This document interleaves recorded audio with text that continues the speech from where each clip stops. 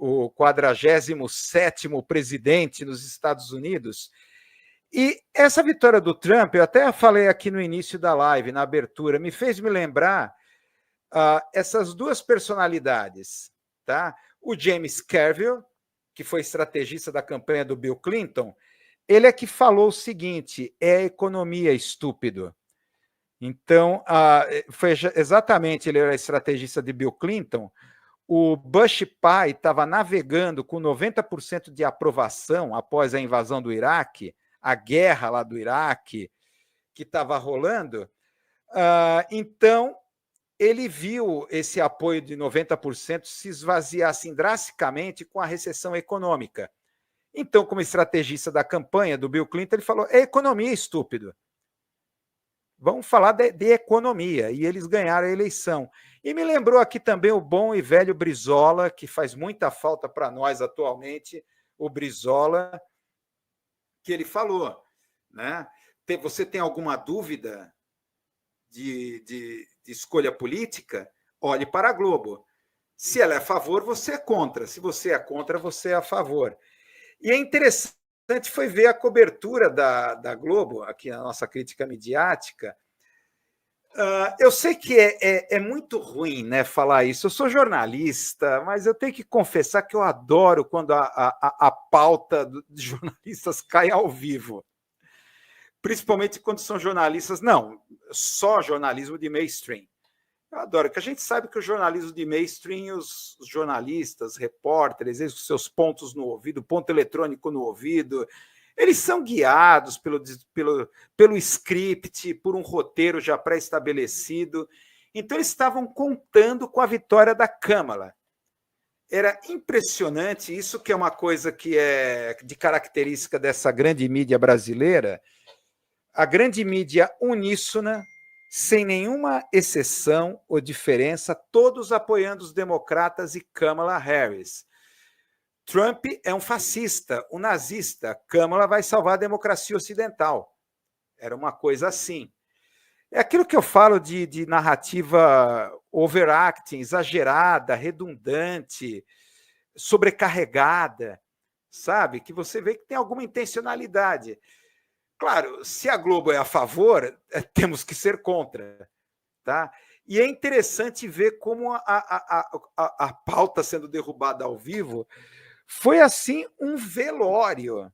Essa cobertura, eu tive a pachorra de acompanhar a madrugada, a cobertura aqui deles, foi, assim, inacreditável o clima de velório. Parecia quando a Dilma ganhou a eleição, a cara do Merval Pereira, olhando os números, foi a mesma coisa.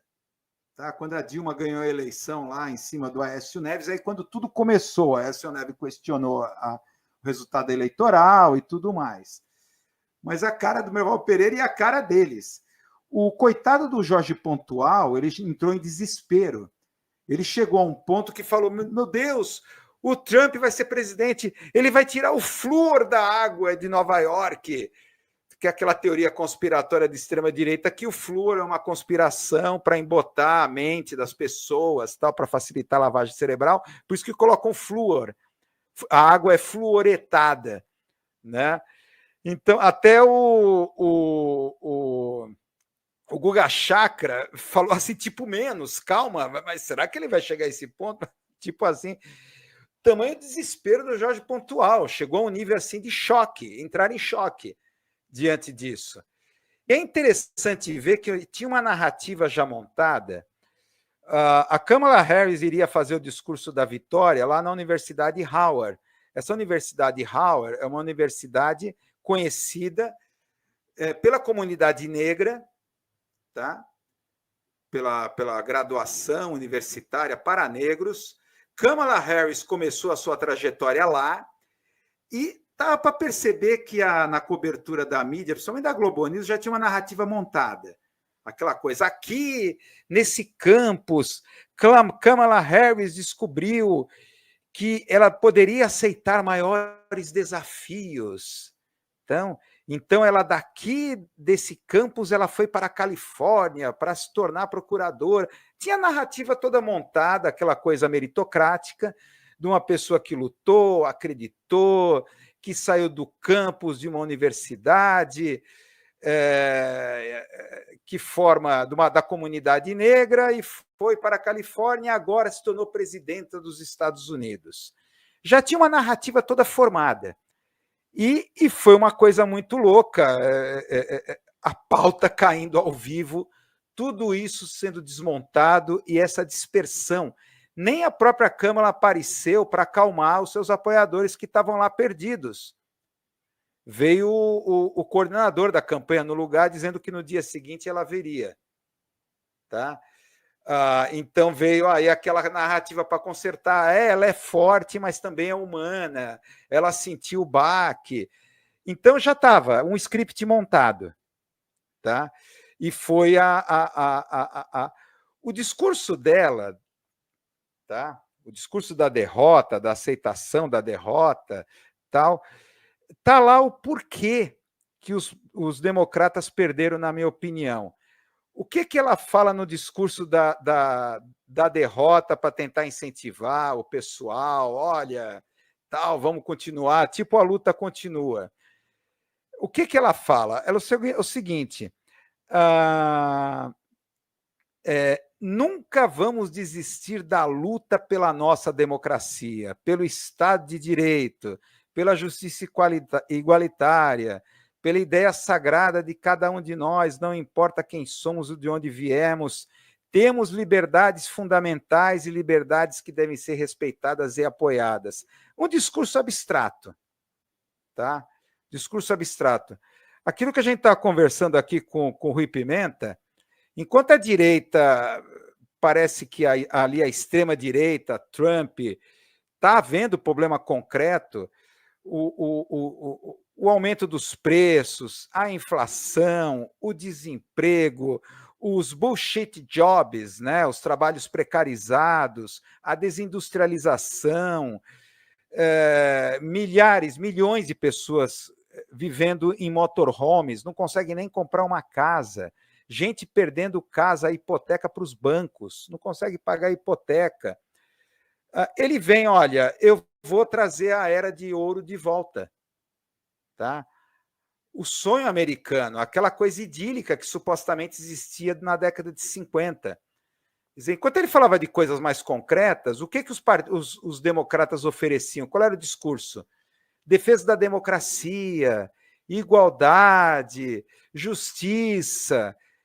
Isso, olha, não enche a barriga de ninguém. Quer dizer, o cara perdeu a casa, não conseguiu pagar a hipoteca, está morando na rua no motorhome. Quer dizer, a única coisa que ele dispõe. Aí vem os democratas com esse discurso neoliberal progressista, é a diversidade que é importante, que não sei o quê. Inclusive que a própria diversidade foi apoiar o Trump. Tá? Aí você vê essa coisa do sonho americano. A Globo ela fez um especial que passou no Jornal Nacional, aquilo que se chama em jornalismo suíte, o que é o sonho americano? Que toda eleição... Então, o viés ali da Globo foi totalmente dos novos democratas. É a defesa da democracia, é não sei o quê.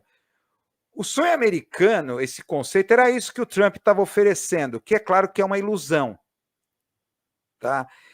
O retorno a essa era idílica do pós-guerra, tá? Do processo de industrialização acelerada, indústria automobilística, essa classe média que estava crescendo, prosperando, essa época que foi idealizada ali na década de 50, década de 60, antes do início da crise da desindustrialização.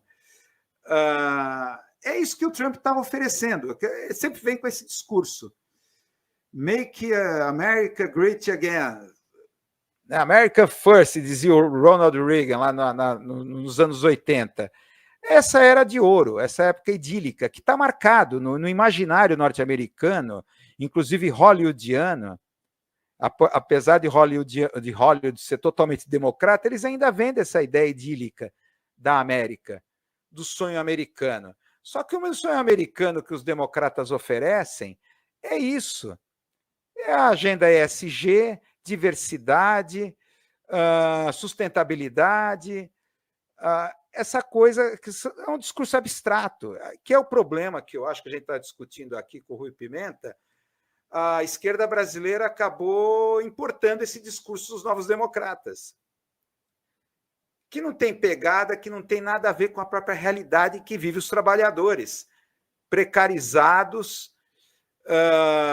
endividados, por mais que fale, né, que há muitas semelhanças entre Estados Unidos e Brasil.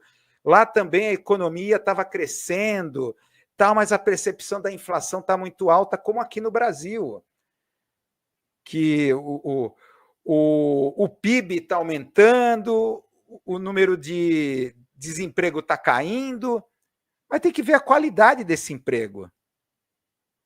Muitos desse emprego que está aqui nos Estados, no Brasil, que a mídia progressista fica bombando, é bullshit jobs. Não tem muito futuro, é área comercial e de serviços. Sem falar de trabalhos precários, né? Que entra na mesma contabilidade, assim como gente com o mercado de trabalho ocupado, né? Da precarização. Então é isso, o sonho americano dos novos democratas é um sonho elitista, tá? Então é que tá, isso é um dos motivos, né? O Trump ele fala para essa questão desse imaginário, tá? Que ironicamente é Hollywood que mantém, tá? O que você tem na real é isso daqui lá nos Estados Unidos. Aqui um pequeno exemplo do cinturão da ferrugem, aqueles países lá que nessa era de ouro, a qual se remete aí o Trump, era o berço da industrialização, indústria automobilística, ali Detroit, toda aquela região ali em torno dos Grandes Lagos, hoje é isso. Ruínas, ferrugem, prédio que lembra muito São Paulo, aqui. Vai lá ver Brás, Moca, ou na Zona Sul, aqui em São Paulo, ruínas de instalações industriais, que vão virar estacionamento, supermercado. Antigamente virava universidade, agora vira igreja evangélica. Tá? Essa realidade é o que o Trump fala. E que os novos democratas viram as costas. Sempre viraram as costas para isso. Isso tem a ver com a indústria indo lá para a China, a mudança da cadeia produtiva global, tem a ver com a globalização. Agora, o irônico nessa história é que o Trump ele é um dos que se deram bem com a globalização. Ele é o produto da desregulamentação dos mercados financeiros da década de 80, na época do iupismo, do Ronald Reagan, que era a desregulamentação total, mas ali era de Wall Street, mercado financeiro. O Trump foi um dos que se beneficiou com isso. E agora ele vem falar em nome desse retorno, né, da era de ouro e tal. Eu acho que 2 filmes que mostram isso, o que são os Estados Unidos na real, são esses aqui.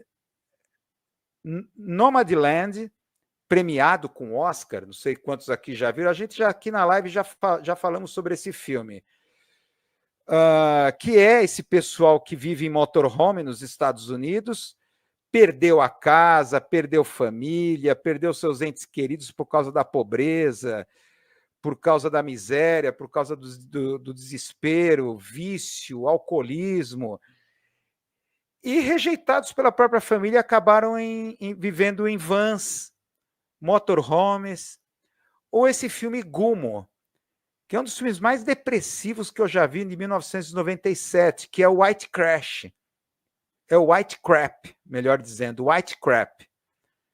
Numa região que foi devastada, acho que é em Ohio, numa região que foi devastada por furacão. Então você vê uma comunidade sem perspectiva nenhuma. Tá? Abandonados à própria sorte. Tá?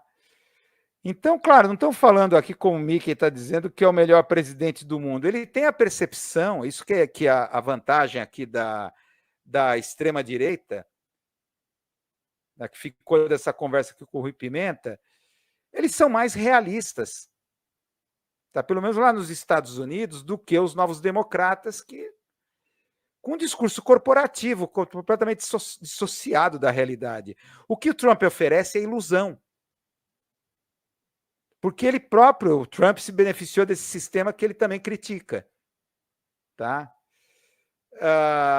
Esse retorno, né? Aí vamos ver aqui o que é certo que vai ocorrer de guinada aqui do governo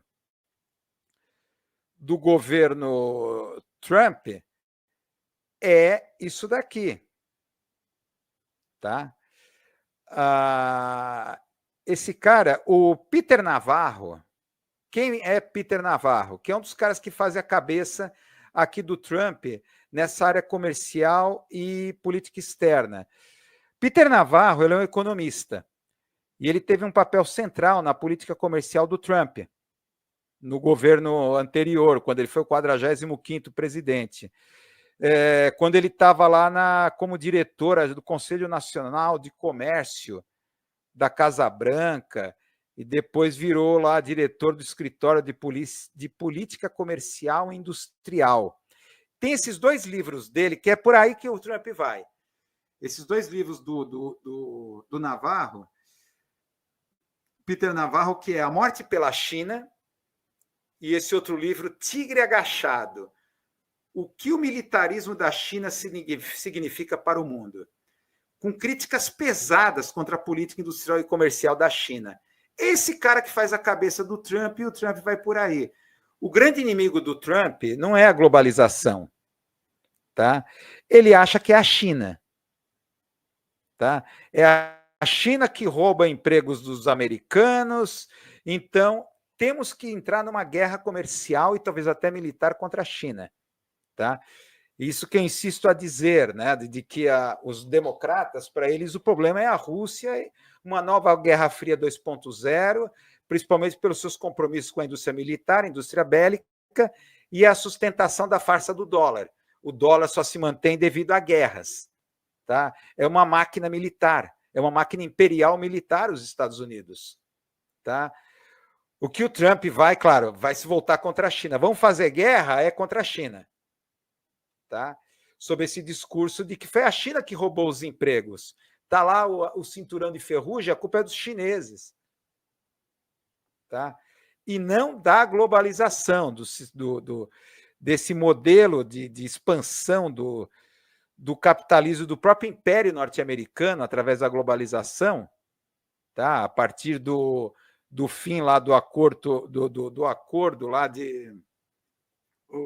o acordo lá que do fim da paridade do ouro com o dólar, o acordo de Bretton Woods, o fim do acordo de Bretton Woods no governo Nixon, que foi uma espécie de moratória, porque a dívida norte-americana do governo é impagável. Então, liquefez a moeda do dólar, que foi o início da globalização e tudo isso que a gente está acompanhando. Isso o Trump não coloca em xeque. O que ele coloca em xeque é a China. A China é o grande vilão para ele, né? Por isso que é uma ilusão que o Trump está oferecendo. Mas é aquela coisa que a gente fala, que a extrema-direita se apega no ressentimento, no ódio, na vingança.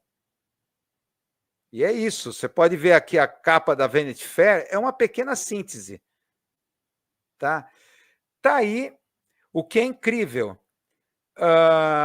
Processos, 34 processos que acompanham a ele, uma convicção apenas que ele tem, que é essa que a gente está descrevendo, 2 casos pendentes, 2 impeachments, 6 falências na sua carreira e mais 4 anos. Esse é o 47º presidente americano, segundo a capa da Vanity Fair.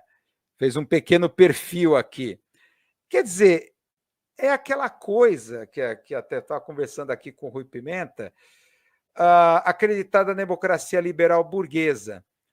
No final, a democracia, o sistema permite, a justiça permitiu esse cara. Está aí. Ele vai para a cadeia, como aqui o Bolsonaro.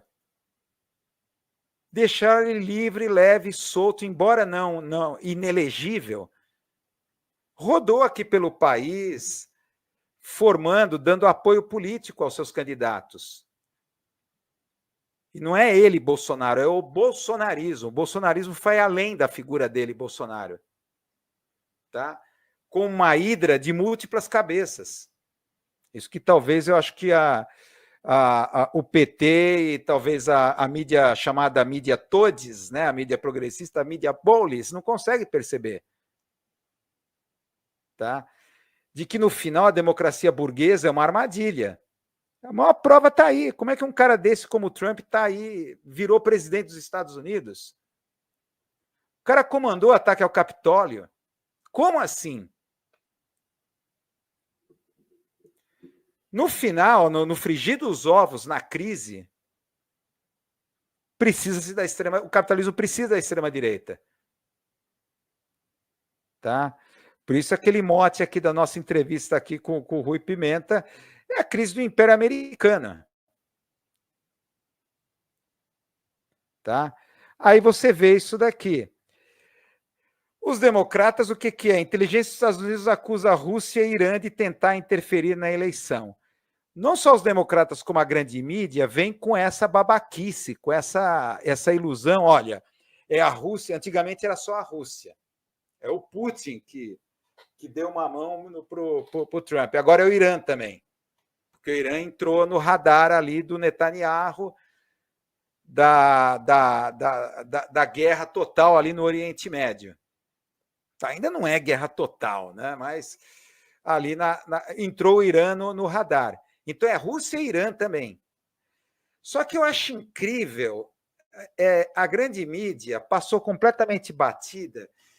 Eu não sei se vocês concordam com isso. Quando o Trump foi eleito, ficou aquela coisa da Cambridge Analytica, Steve Bannon, ele acabou até sendo preso.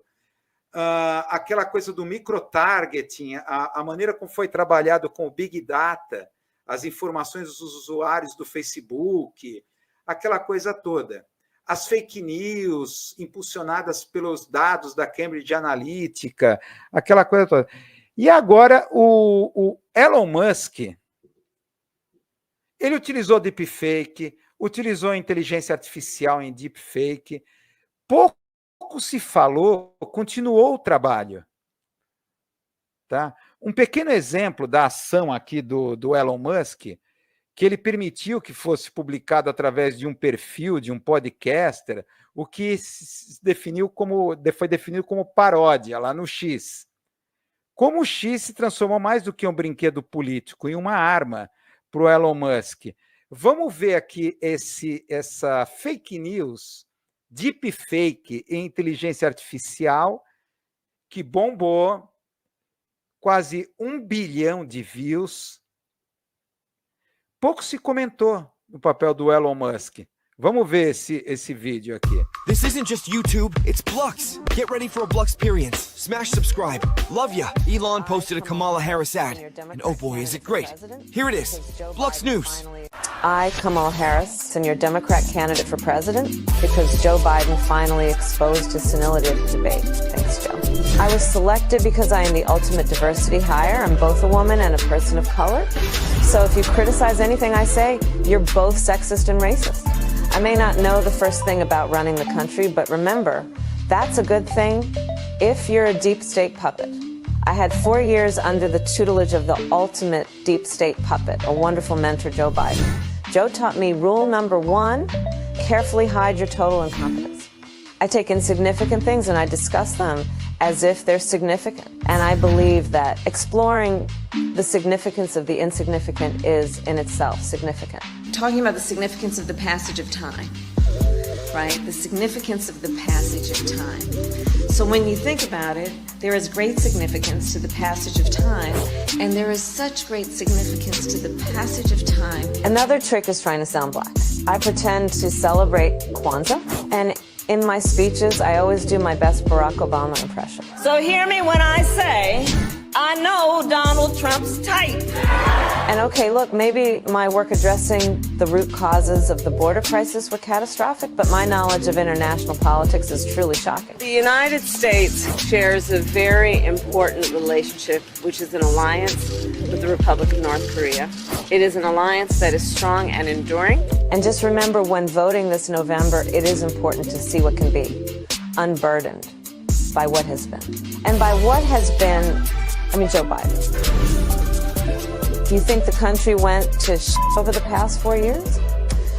You ain't seen nothing yet. Gillette. Vocês viram essa deepfake, né? Como ela própria se autodescrevendo: olha, eu sou um puppet, eu sou um fantoche do sistema, do Estado profundo, temos profunda aliança com a Coreia do Norte.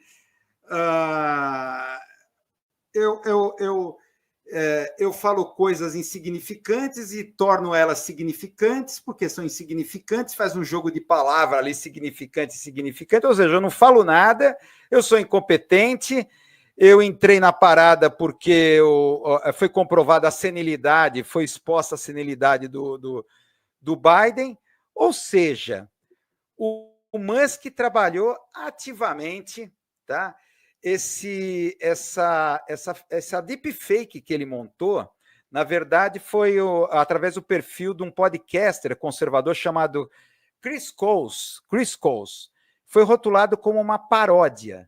O que foi o álibi, a justificativa do Elon Musk. Olha, era uma paródia, não é deepfake. Fizemos uma paródia da Kamala Harris, né? Não foi uma deepfake, não foi isso. Mas foi um pequeno exemplo e é interessante como isso não foi comentado. Esse trabalho, o que foi com Steve Bannon, Cambridge Analytica, continuou o mesmo trabalho agora com o Trump. Por que o Elon Musk? Porque o Elon Musk tem gordos contratos com a NASA, com o Estado norte-americano, com o Estado profundo norte-americano. É interessante, passou batido. Vê só mais coisas aqui tá lá, coisas que foram publicadas. Ela como uma ditadora comunista. Isso, uma foto em inteligência artificial, em deepfake, publicado. Tá? Aqui, se não me engano, acho que do próprio perfil do Elon Musk. Tá? Aqui do próprio Elon Musk. Com uma ditadora comunista, tá? Você acredita que ela veste uma coisa dessa tão fora de moda, tão antiga?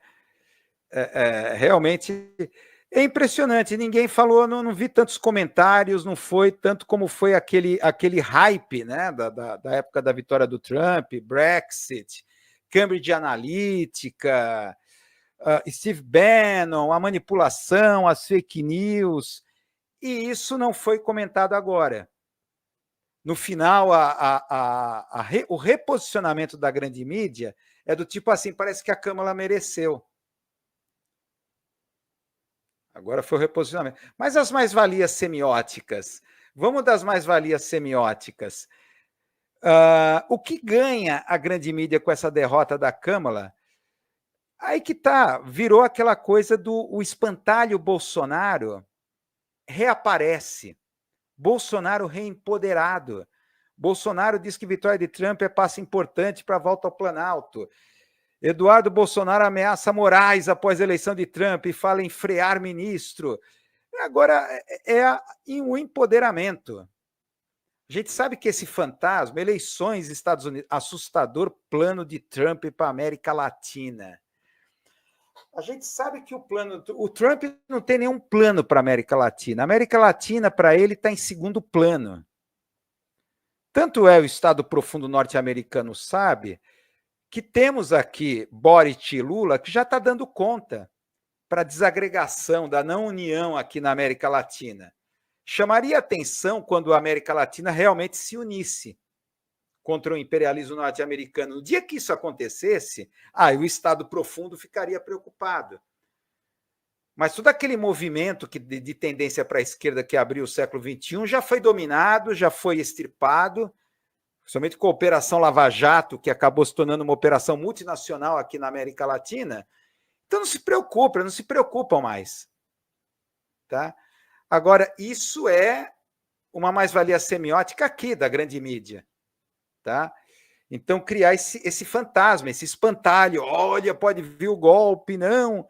Então, olha, para a esquerda não há opção. Ou é a democracia burguesa ou é o fascismo. Tá? Então, é aquilo que a gente estava conversando aqui com o Rui Pimenta, que no final a democracia liberal burguesa conduz a esquerda para o matadouro. Historicamente foi isso. Porque no final, no frigir dos ovos, vão apoiar. Não é Bolsonaro, é o bolsonarismo. Tá? Vê isso daqui. E a mais-valia econômica, mais-valia semiótica econômica. Vitória de Trump aumenta o risco mundial. Impõe ao Brasil pacote mais duro de corte de gastos. Empoderou Bolsonaro, o espantalho Bolsonaro, e empoderou a pauta do corte de gastos. Não sei o que aconteceu, se alguém sabe aqui no chat do resultado da reunião de hoje à tarde, da onde vão sair o corte de gastos, mas é o efeito Trump. Então tá lá, o Merval Pereira já vem com aquela coisa, a relação vai ser de pragmatismo. Pragmatismo quer dizer o seguinte, tá? Vai ter que o Brasil se acomodar à insegurança de Trump num novo cenário político e econômico mundial. Tá? Esse é o pragmatismo. Então, pragmaticamente, Lula tem que cortar da própria carne os gastos e tudo mais, e etc. E etc. Trumponomics já estão falando. Dissolverá hesitações de Lula sobre cortes de gastos. Agora é o Trumponomics. Tá? Então, temos duas mais-valias semióticas aí. Empoderar o espantalho da extrema-direita para a esquerda ficar para ficar quietinha dentro da democracia liberal burguesa, onde ela está sendo levada para o matadouro, né? E justificar o saco de maldades neoliberal. É isso. Agora, é interessante ver a mídia todes, a mídia progressista, o que faz? Como é que se explica a derrota da Câmara?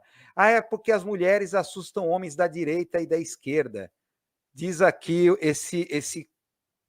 esse articulista do Brasil 247, Moisés Mendes. O que eu tive de ouvir isso? Porque a Câmara é mulher. Então, ela sendo mulher, assusta os homens da direita e da esquerda. Você não perdeu por ser mulher. Então, é aquela questão da explicação por questão de gênero, identidade, reforçando todo esse discurso neoliberal progressista. É economia, estúpido, que vai além do identitarismo. Então, Jane Carville, mais atual do que nunca, a extrema-direita compreende isso, sabe disso, aprendeu isso. A duras penas quando o Bush pai perdeu a eleição para o Bill Clinton. É economia, estúpido. Enquanto está lá o neoliberalismo progressista no conto de fadas identitário, da diversidade, que a diversidade e a ideia de representatividade salvará tudo. Por que a Câmara perdeu? Porque é mulher. Isso assusta os homens. Vou te contar, continua a cegueira. Continua. Para a gente terminar aqui a nossa live, que já está alongando, né? Já tá tempo demais aqui. Trump é eleito em guinada à direita. Olha a manchete da Folha, à direita. Ou seja, Trump não é conservador. Peraí, a direita significa o velho conservadorismo que cada vez menos existe. É extrema direita. Novamente a Folha não quer assumir esse conceito da extrema direita, do capitalismo de desastre e toda essa coisa toda. Então, a Folha sendo Folha. Inflação pode piorar se